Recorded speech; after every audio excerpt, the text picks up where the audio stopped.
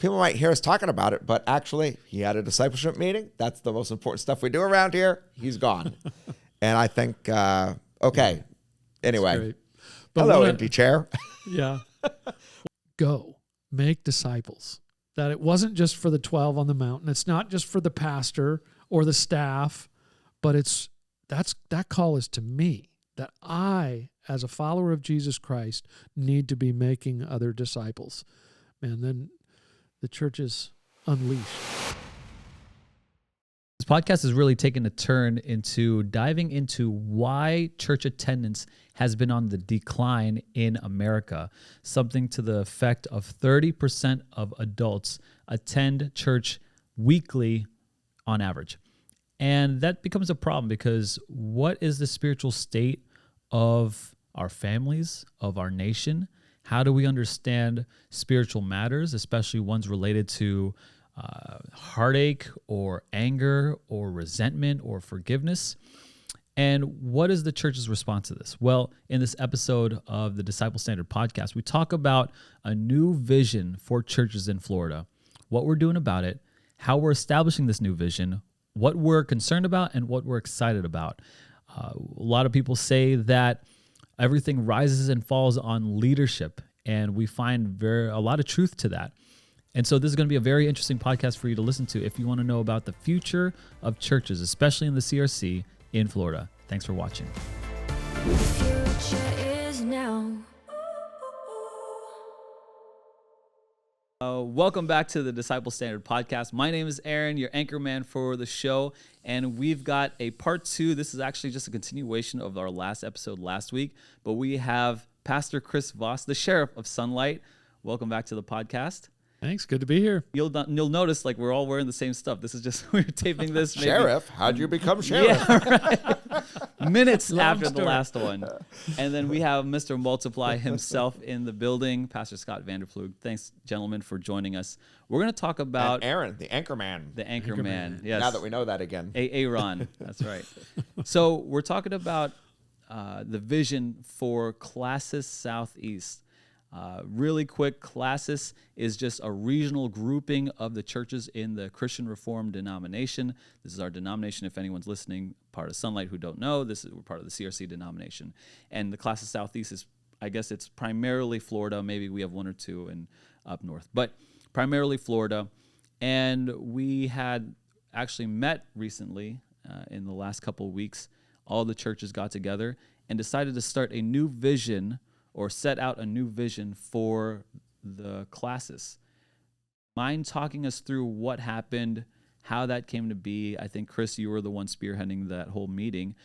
Give us a synopsis of what the feel was in the room, what was the temperature, what was there excitement, and what is the vision for Classis Southeast?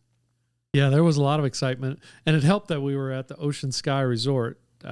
It was an awesome place to be meeting. But before I dive into that, I just want to put a plug in for previous episodes of the DSP.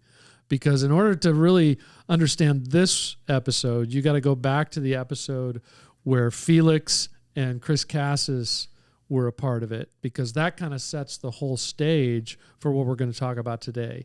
Because Scott and Felix and Chris talked about the history that led up to this point in Classis Southeast. And I think, and not only that, but then it was a great follow-up with David Snapper. So watch both of those episodes for the history before you context. watch this episode, so that you get the groundwork for what we're talking about today. Very good. Because when we gathered just a couple weeks ago or a week ago with Classis, it was our 150th Classis meeting, by the way. So it was a momentous occasion for many reasons, not only because we were celebrating 150 years, but because we were setting 150 Classis meetings. Yeah, 150. Sorry, could be 75 years, Classis right? meeting. Yeah, we were setting the stage for the next phase of our life as a Classis.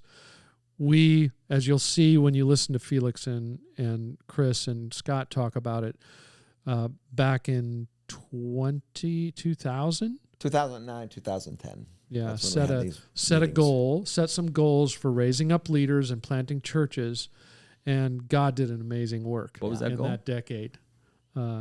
So our goal was that we were going to raise up 40 leaders and plant 20 churches in a decade. But our concentration was on this leadership development. And we surpassed that. We did.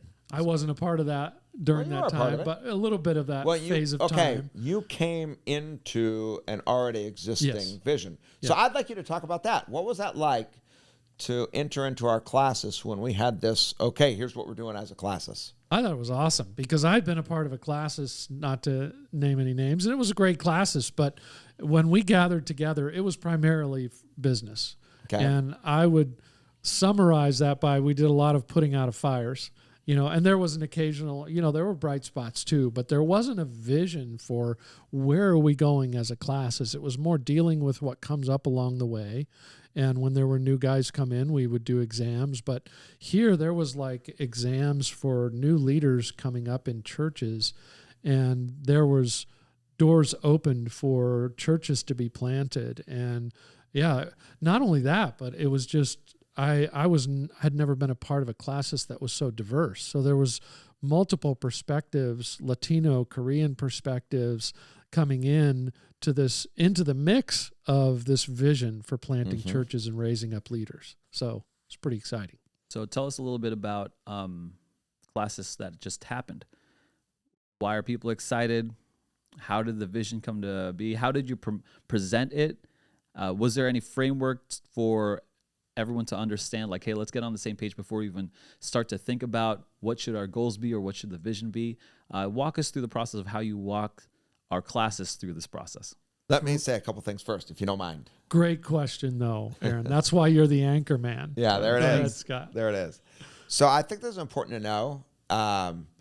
We had set this vision for 2020, and then it was working. So we just kind of left it on autopilot. Like we didn't in 2020 say, okay, we did take stock because we counted how many people we had licensed and how many people we had ordained.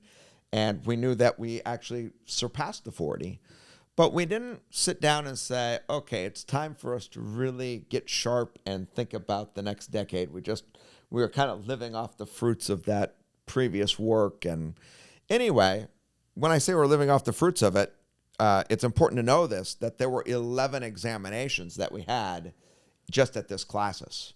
So one of the things we know is because, and this has now become regular, I can't even remember a classes where we've only had like 1 or 2 examinations. We always have, maybe not 11, but multiple examinations. And we just realized like, if we were to take another decade, 40 is way too low. It's way too unambitious now. We've got to set a new.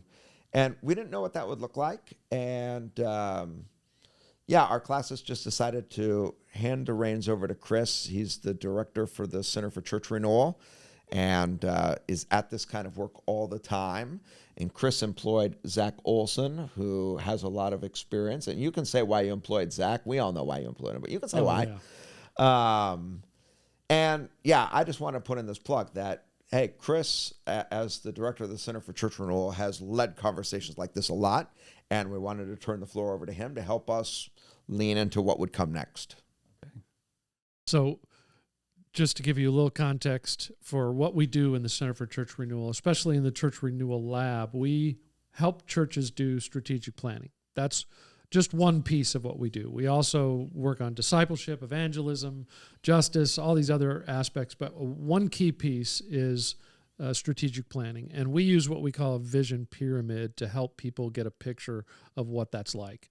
And just as an aside, I pulled Zach in because anybody who knows Zach knows why. He's awesome at this kind of stuff. The wise one. Yeah. He's the wise one, right? And he brought in some fun ways for us to work through this process. But Jake, our producer, is going to put that that pyramid up at some point. But at the bottom is the mission, vision, and values. And so we kind of reviewed what are our mission, vision, and values as a classes, which we had done some work on that in the past. And then the next piece is objectives. So if we're going to mobilize for the future, what are those objectives? And the objectives are the big picture ones. Those are the long-term objectives that we want to work towards. And then if we're going to do that, what do we have to do this year? And that's the goals, the actions and the goals. And then we talk to churches and say, We got to get to the top of the pyramid, because a lot of times people in our churches, and I think that's true for the classes as well from a broader perspective, people in our church might hear, oh, classes set these goals. Good luck with that, right? But that's where the practices come in. How do all of us engage in this? So are the practices like norms? Is that what that is? Like when you say practices, is that like a new norm you're setting for everybody, or we're trying to achieve? Well, for us, one of our objectives for Lake Worth is have a certain number of new disciples through 222 discipleship. So the practice at the bottom, we have annual goals to meet those big objectives over a 5-year period, but then we have smaller goals that are going to move us in that direction.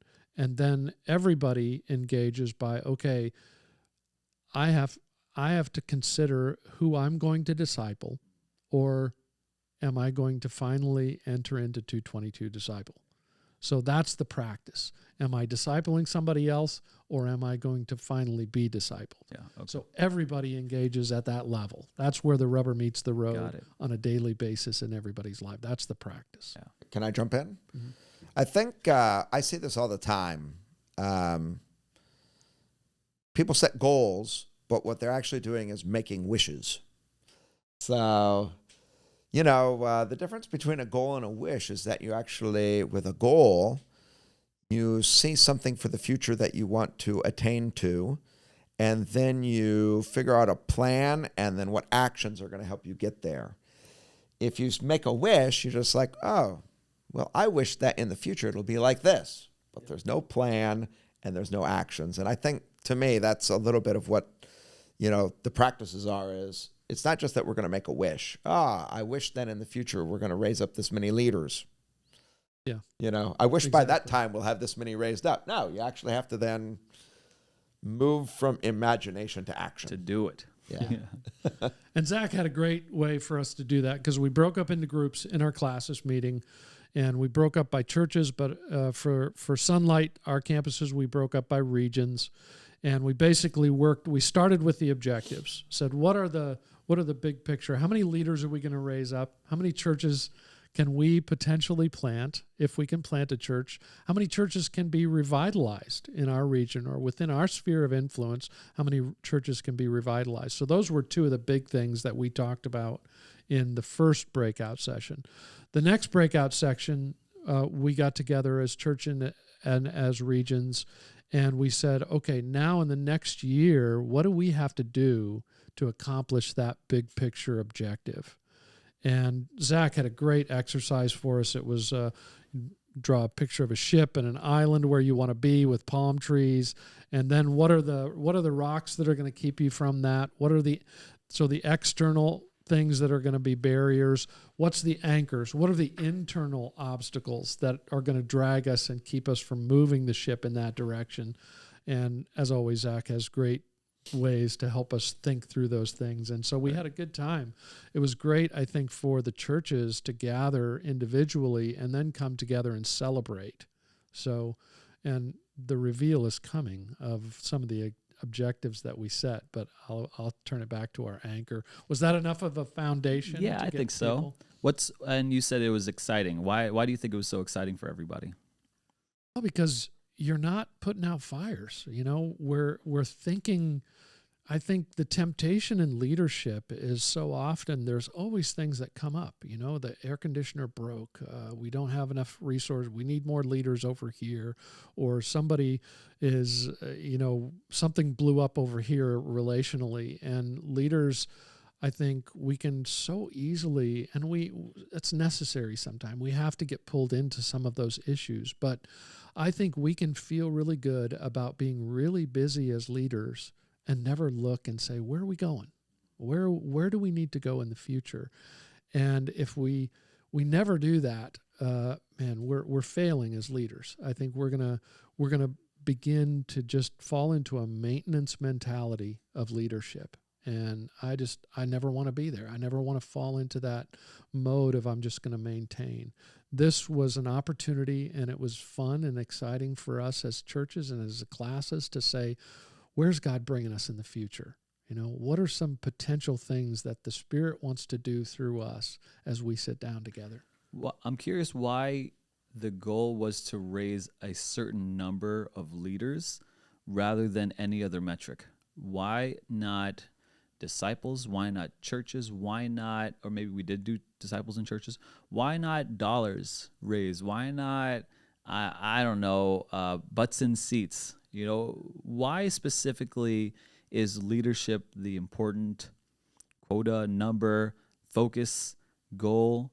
Why is that so important, and why did we choose to focus on that? I know this is a controversial statement in some circles, but we often say everything rises and falls on leadership.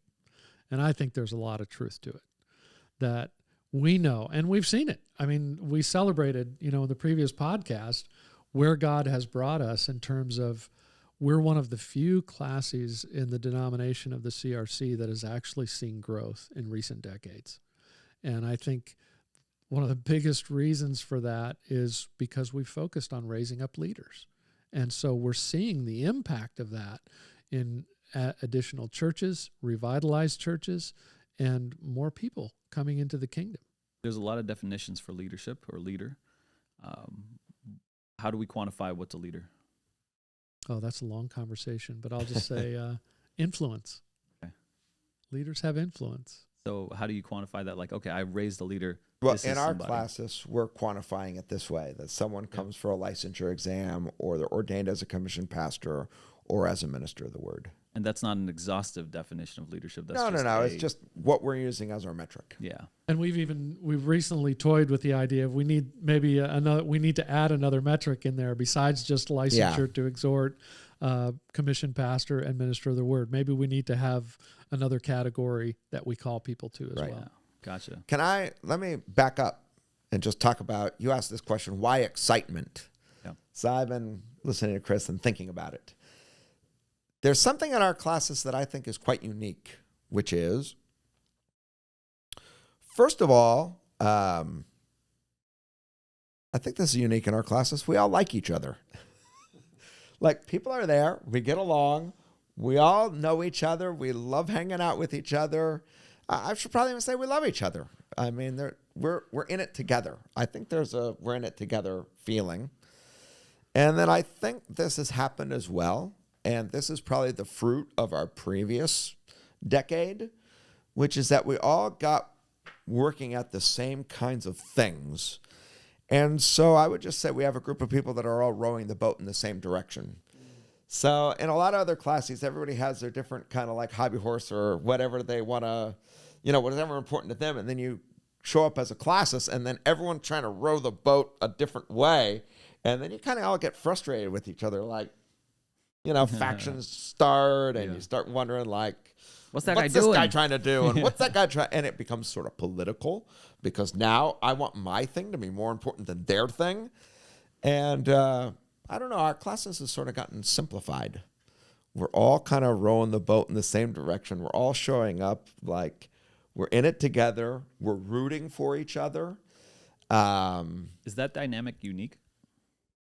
I don't know the lay of the land on all 49 classes, but from the classes I do know and what I hear from other people, we have something very unique. And keep in mind what Kris said, we have a really diverse classes. I mean, there are, 4 languages at least we have to conduct our business in. Yeah. So, 5 languages we have to conduct our business in. So, there are some challenges because we're all coming from different cultural backgrounds, linguistic backgrounds. We're making use of technology to translate exams so that we can actually hear what's happening in the exam. It's interesting because though English still continues to be the dominant language, I think also other languages are starting to take like a little higher profile as well, which I think is interesting. But we're all rowing the boat in the same direction. Despite those, what might be differences, everybody is there for each other. We're rooting for each other. When someone is being raised up as a leader in another church, we're not like jealous of them. We're actually happy for them.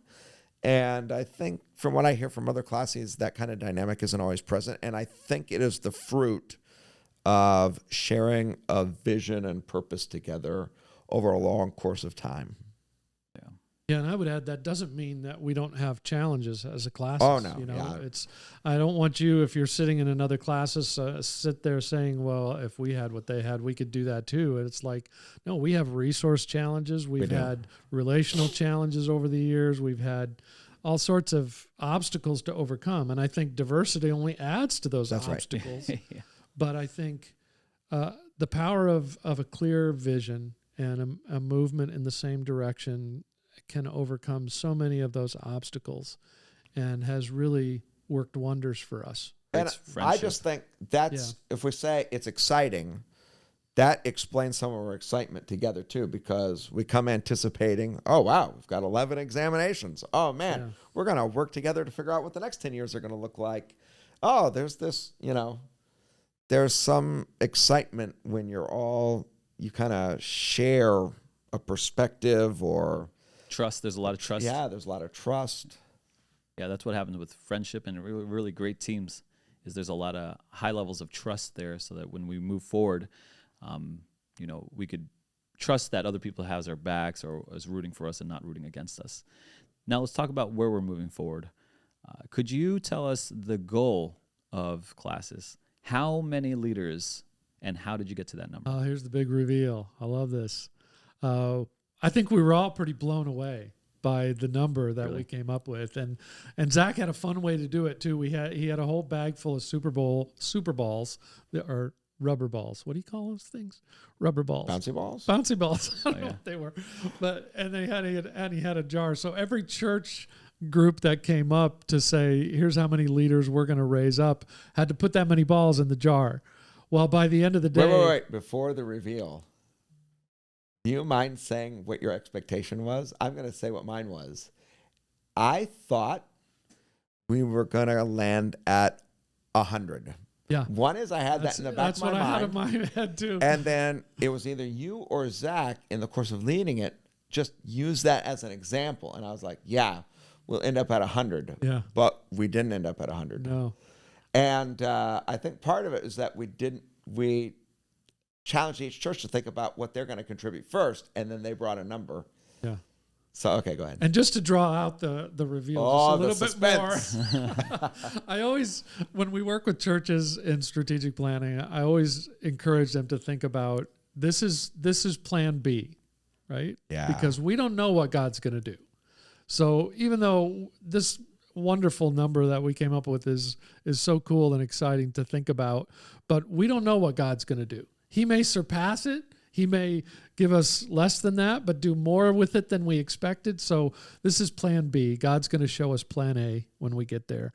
But we came up with the number of 262 leaders that this class is going to raise up in the next decade. And that's just really amazing. I can't wait to see what God's going to do with that. Wonder what God can do, right? With that. I wonder It's what one God of our can core do. values. And there's certainly different things to think about. What's the multiplicative effect on that? What's the spiritual effect on this? How does this change the culture of our churches? How does this change the culture in Classes Southeast? Certainly with 200, how many leaders do we have now coming to classes? Like 100? 100, I don't know. So we would more than triple. It'll be different. It'll be different. Yeah. 10 years from now. Can you talk? I got to get to a discipleship here, but I think people would want to know, if you're listening to this, how are we thinking about this? How do we protect against shallow leadership and having quality leaders that stay? What do we think about the culture changing in our individual churches? Clearly, a church with one, maybe two leaders or pastors or prominent leaders in the church will change over the next 10 years by adding 10 new leaders or 20 or however many there would, either 2 a year or 1 a year, right? That's what it is. What goes into that as far as resourcing it? What are the challenges? But more importantly, what are the upsides? Well, I think you asked a number of questions there. Your first one was the quality, how do we make sure that we raise quality leaders, right? Wasn't that part of your first question? And I think 222 discipleship is used by almost all of our churches in Classes Southeast. And I think that's one of the best ways we ensure quality leadership for the future. And that's not to say it's foolproof. I think I've done a good job with certain individuals. I've done better job with other individuals in the process of 222 discipleship, and their response to it is at different levels. But I think it sets a standard for an investment of time into an individual, an investment of a relationship, and an investment of teaching, biblical teaching that really helps us ensure some level of quality. And not only that, but I think we've honed our skill at exams and preparing people for exams. And it's just kind of a benchmark of an assessment. It's doesn't answer all the questions, but I think it really helps us try to raise the bar in some of the best ways we can to try and make sure that we're raising up good leaders for the future. A few things, I'll wait for the door to close. A few things in addition to that. I think now we are working with Calvin Seminary and their Empower program for 222 Leadership Seminary. And so we're beyond just the 222 disciple process. We're starting to be able to provide some additional resources. And like in our Spanish-speaking churches, we have the Luke 10 that is also providing kind of advanced discipleship and preparing people. So I think over the course of time, we've realized that this quality issue is something that we've wanted to address, and I think we've been consistently raising the bar. So, I think our vision is not just that we're, running and putting stars on people's sleeve or whatever, like, oh, you exist, boom, you're a leader. That's not what we are doing. Yeah. If anything, we've raised the bar and set a standard, and we kind of all know what we're aiming at. And I think you mentioned this in one of the earlier podcasts, maybe with Felix and Chris Cassis, was when you make disciples, you always get the church. When you try to build a church, sometimes you'll get disciples. Yeah. I think that's not right. I said that wrong. It's pretty close. I should remember it better, but I think it's a Mike Breen quote. It is. If you try to make a church, sometimes you get disciples, but if you make disciples, you'll always get the church. That's right. And I think our emphasis on raising up leaders is really important. And now out of that, we also had a goal to revitalize and to plant 26 churches in the next decade. So that's another big goal, but I think in some ways, to me, that's secondary to the raising up of leaders. Now, 262 leaders, hopefully there's going to be some leaders who also revitalize and plant 26 churches. I think this is important to say because Aaron asked this question, like, why do you pick on the metric of leaders? Mm-hmm. I think it's important to know that in our classes, there's a whole ecosystem. And the ecosystem actually starts with, we're clear with regard to the Great Commission that we're raising up and making disciples. Mm-hmm. Disciples who make disciples. And we do not expect that every disciple we make is going to become a pastor or a preacher we're not expecting that. There's going to be all kinds of people with all kinds of different gifts, but there's an ecosystem that we've laid out that we've become very intentional about disciple making and disciple multiplication, from which we've realized that God is at work and he's calling people to leadership. And so now we've developed some systems whereby we're trying to intentionally recognize that God has gifted and calls people, and we want to respond to that and serve them by helping them grow in leadership. Mm. And then there's this issue of planting and revitalizing churches that we also have a vision for, that we've named. But the reason we're concentrating on leadership is because we see that there's kind of like a clear metric that we can count at the classes level with regard to examinations, whether for licensure or for an ordination.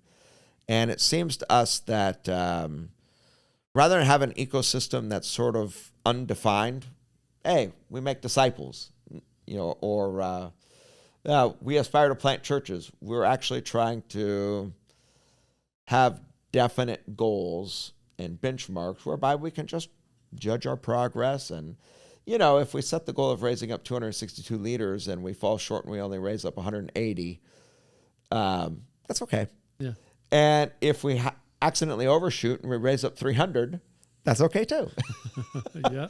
So, but it's helpful to have, and this gets to just making a wish and having some practices, is that I think we asked ourselves, not what do we wish for, but what do we actually think based on our practices it's reasonable for us to do.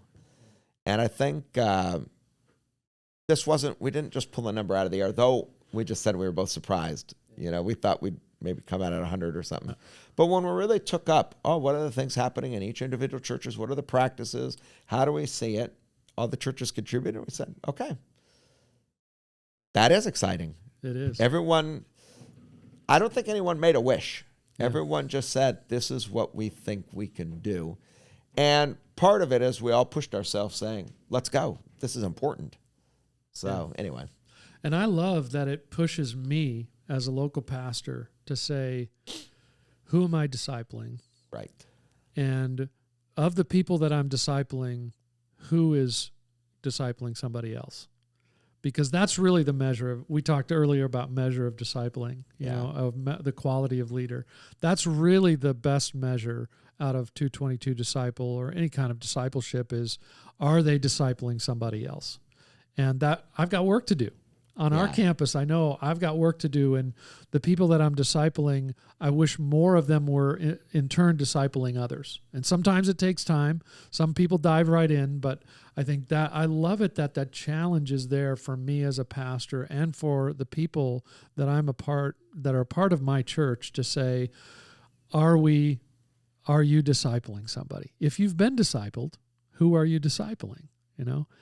And I want to circle around too to this. I'm celebrating practices. How do we get people engaged in the practices?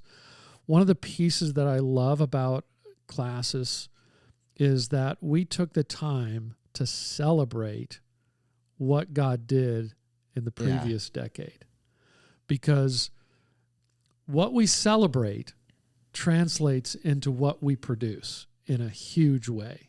And we teach this in the Center for Church Renewal too, in the Renewal Lab.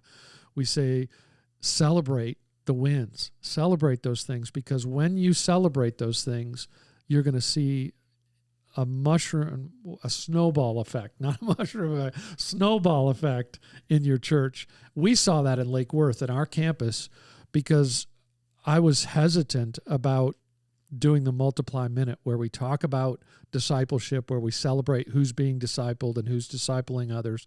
I was hesitant about that initially.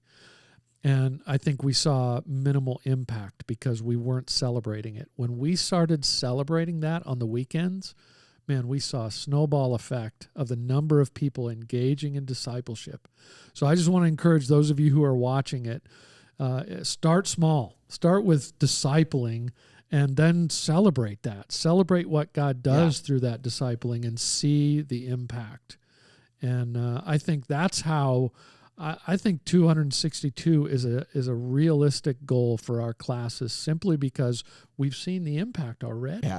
And that it sounds out of this world to have that number, but based on where we've come so far, I don't think it is. I think it's doable. Okay, I'm going to do something unusual. Jake, could you please show on camera Aaron's seat?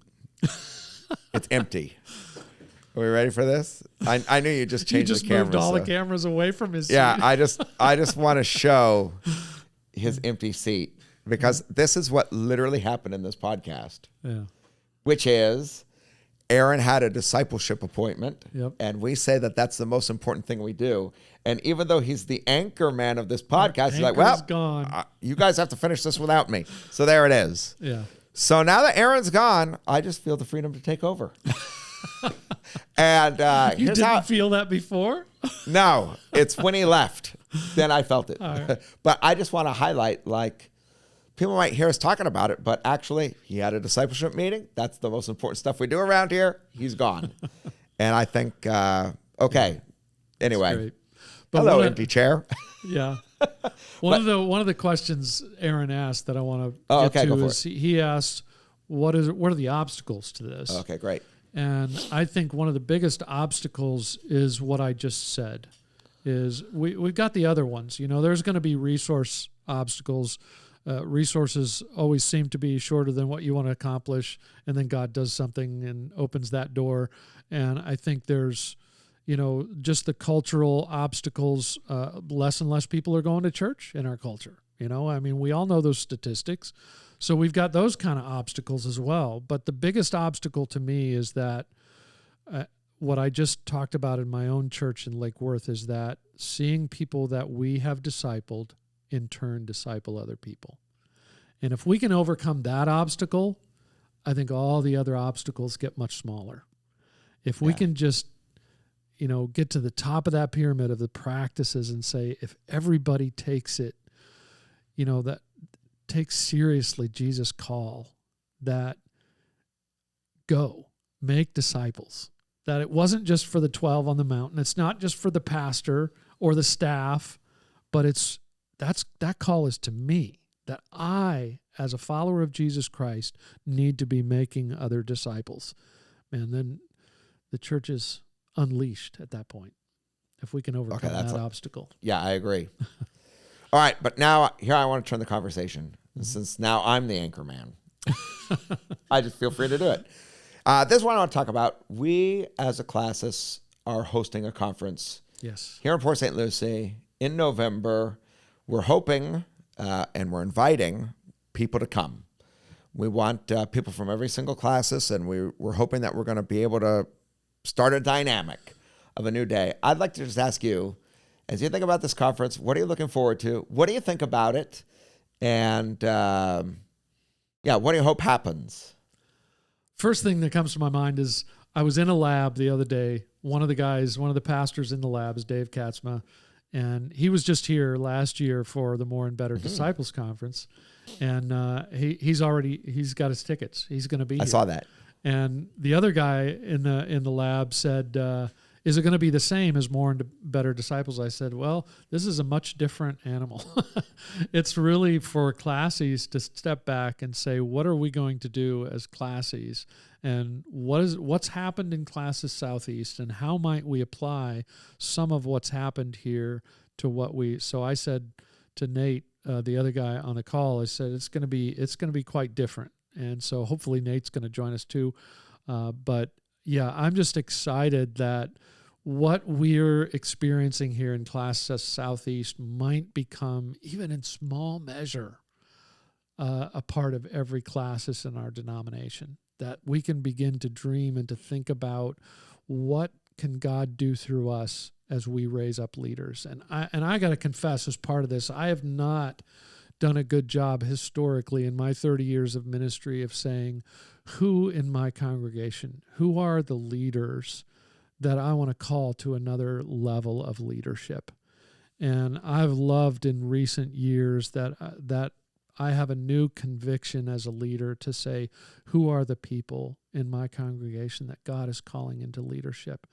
Whether it's into 222 Discipleship or into the Empower program through Calvin Seminary and 222 Leadership Seminary, whatever that is, it's like who needs to be challenged to go to the next level? And if we can spread that across our denomination, I think, man, the future is bright in spite of the obstacles that we face. Okay, that's good. That's good. And that ties back to the conference. Sorry, I got a little off track, but that all comes back to we're going to do that together at this conference, the Multiply Conference. Yeah. Now, I'd like to just bring something up and you reflect on it a little bit.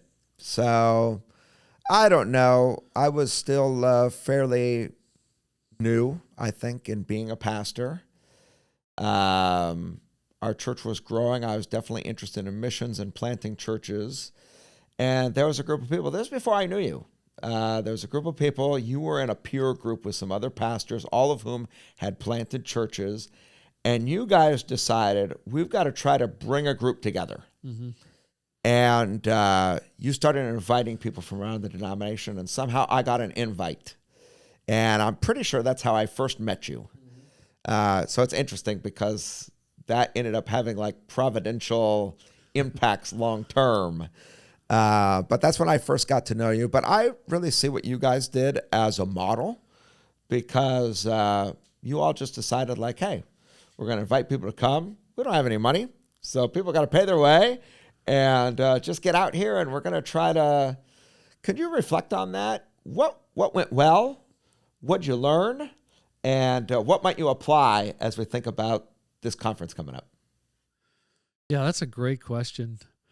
We've been dreaming these dreams for a movement of renewal and church planting for many years. I came into this long story about my call into church planting that I won't tell, but this dream of multiplying disciples and building God's kingdom is something that has been in our hearts as not just us alone, but I think we recognize this is not just something we feel. This is something so many leaders in our denomination feel. But there was a group of you that recognized that and then tried to draw people in. Yeah, that was the big thing, is how do we bring these people together who have these same commitments and passion to raise up new leaders, to make disciples, to expand God's kingdom? How do we pull them together in such a way that it generates energy for a movement? And that was the dream of the Missional Café. Mm-hmm. And I think I didn't even remember what it was called. Yeah, it was now called I do. Missional Café.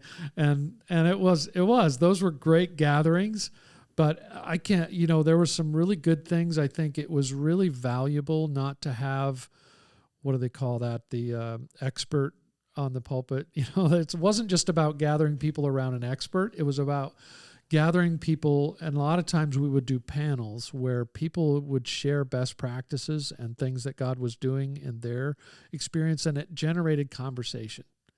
And it was also important that we have downtime, that not everything is programmed every minute. So many conferences I go to, it's like you barely catch a breath.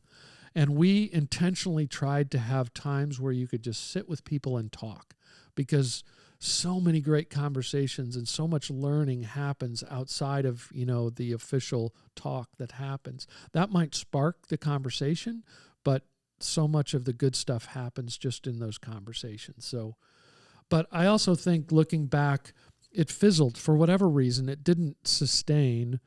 And my only thought on that is that it wasn't the tipping point.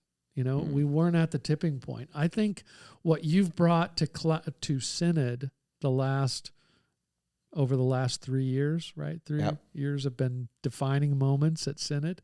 I just wonder, because of how things turned at Synod, when you brought up these issues of church planting and renewal and discipleship, that Synod stood up and said, we need more of that. Yeah. We need to plant church. We need to be a part of renewal.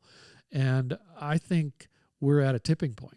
I pray and I hope that we are at a tipping point, and that the Multiply Conference can be a significant part of moving that. Yeah, I hope so too.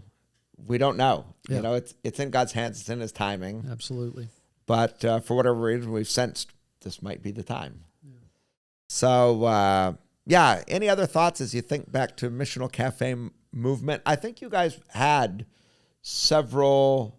I can remember flying to Denver and being part of the first one, but I think there were several along the way, and maybe I even came to a second or third. Yeah, we had one in Michigan. We had one at Rob Hogendorn's church out in Forest City, London, Ontario. Mm-hmm. We had one, if not two, I think just one there, and one in Michigan, and then Denver, and maybe a couple in Michigan that we had. So, we had 4 or 5 of them. Yeah, and if you think over the history of them from the first one until finally you decided, okay, this movement is, it had its day, how would you define that? How would I define it in terms of... Or just how would you think about it? Clearly there was the first one, there was all kinds of energy behind that, and then there was a second, and then a third, fourth, and it sounds like 5. They're all probably a little different from each other. If you just recall them, what was it? I'll give you what I was thinking. Okay. But you reflect, because I think you were more involved and I was less involved. Mm-hmm. I think actually this is what I'll say about it, which is I probably felt like in the CRC pretty isolated at the time. I didn't feel like I was a part of any group that was thinking about the kinds of things, the issues that you were raising, how to, catalyze a mission. And I just felt more isolated. And I think what that did is it brought me into a network of people who were energized around the idea of